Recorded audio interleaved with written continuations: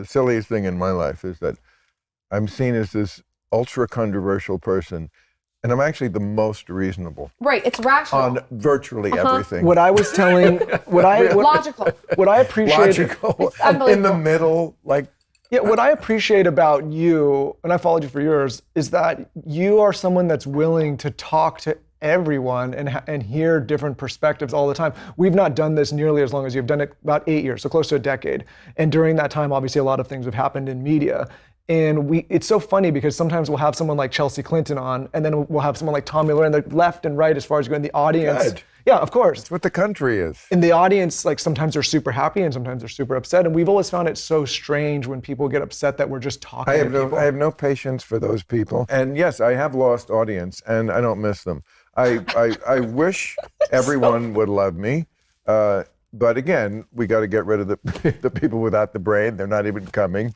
And then some of them are very brainy, but it's, they only can see the world through team players. Everything that their team does, which is usually out here in Hollywood, the blue team, the liberals, which I mostly am with them anyway. We're voting for the same person.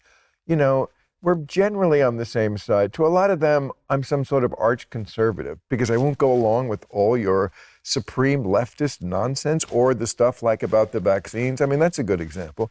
That just became a leftist identity thing. But the left used to Super be the liberals were vaccine like, skeptics. the more I want masks, the more I want vaccines, the better person I am. And the more you question it, the more you're a conservative. It's not even a conservative liberal issue. It's medicine. It's science. And I'm the Yes. one who wants to look at it. You're the one who wants to shut the door on it, which is not scientific at all.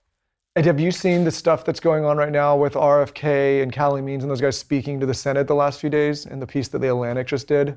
Where basically said, I forget, they called them like the cuckoo conventions here, but it was basically, a group of people saying, hey, the food is poison, we're killing our children, the obesity rates are out of control, like somebody should look into this, and it's become a political issue now. You'll find this very interesting. Somebody sent me this video. It's kind of funny. I don't know who the guy was who was doing it, but he was talking about this RFK thing. RFK did come out. Now, RFK, who is a personal friend, I will always like him. I said this on my show a couple of weeks ago when I was defending his wife. Thought that was nice, by the way. Thank you. But he is kooky about certain things. I'm not where he is on everything. And he's all over the map, too. I mean, I had him on this. And, Bobby, you never think any vaccine does any good? And he'd be like, is that what you think? I'm like, yeah, I read you said it. There's some stuff there. That's an extreme position. Don't ask me to be like, and you're with RFK on vaccines. I'm not. I'm more on his side than Western medicine in that I'm skeptical and he's skeptical and thinks that there should be a place for individual autonomy and deciding about them. But he goes to places that I think make me want to go. And what conspiracy theory don't you believe? It's too far for you. So you get stuck in the place where it's like, okay, is everything a conspiracy? But here's the interesting thing. He did the thing you're referring to. Was it a Senate? Well, this was just like the last few days, and it was funny. I made a comment on the post. I was like, oh, this is the Avengers list of podcast guests, because there was a group of people that we've had on the show. But the Atlantic wrote a piece, it was like the cuckoo convention, and it was basically disregarding everything that was said. And I think that's a problem too, if you made a health issue a political issue. Now people, One of the things he said was, he brought up, it's funny, I said, wow, that's what I've been saying on TV for 20 years, that we're poisoning ourselves, that it's, the food, the call is coming from inside the house. I did a whole thing about that. The call is coming.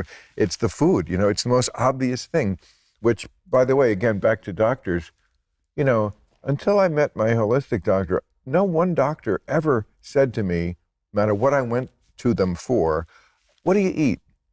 Like as if that's completely irrelevant to, it's relevant to every health problem you could possibly have. And it's the answer to many of them.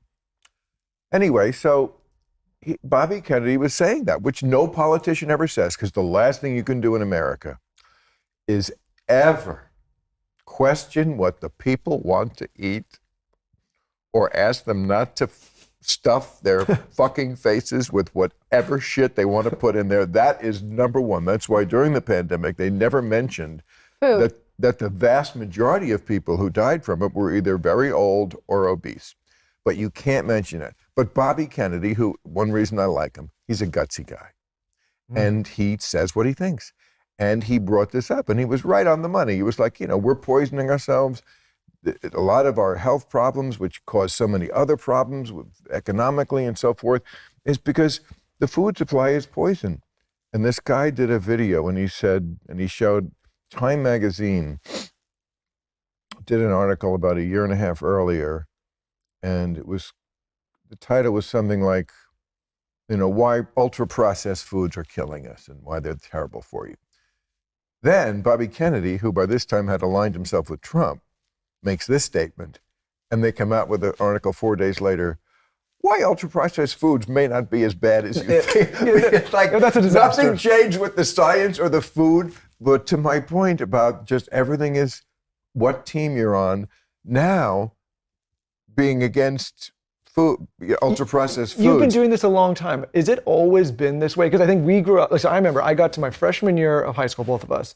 I remember going to school that year when 9/11 happened. I remember it being on TV, and so like our generation of millennials have basically known 20-something years of foreign wars, and as we've watched the political theater unfold, it's become this you versus them thing. Right. But I remember growing up, like you would sit around and people would talk about it, and it wasn't so contentious. It wasn't as bad. Social media has blown it up. Yeah, and I feel like we talk about this all the time. Yes, Social that media was a big factor, yes. I think social media, people that aren't savvy enough to understand the algorithms, it has a tendency to make every issue feel like the most important issue in your life when it's maybe not. Algorithms, I think, are going to be the death of us more than AI.